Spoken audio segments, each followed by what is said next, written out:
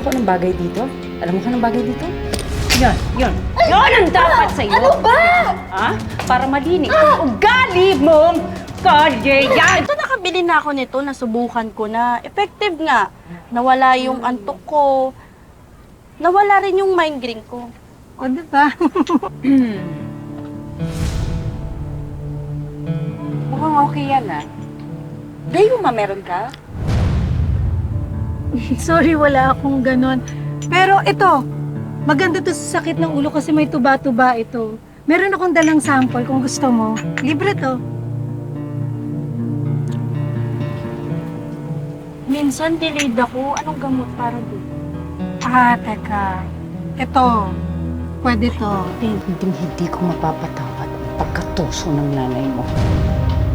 Dahil lang alam ko, nagpabuntis siya dahil ayaw niyang pakawalan si Franco. Gumamit pa nga ng gayumay.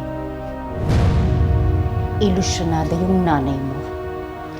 Desperada! Mag-iingat kayo sa sinasabi niyo tungkol sa nanay ko, ha? Bakit ako mag-iingat? Ha? Bakit ako mag-iingat? Ha? Eh, bahay ko to, di ba? Ha? Bahay ko to! Yan. Ito. Yan. Ito. Akin yan. Ito. Akin to. Ha? Ito. Akin yan! Akin yan lahat! Ha? Bakit ako mag-iingat? Ha? Why?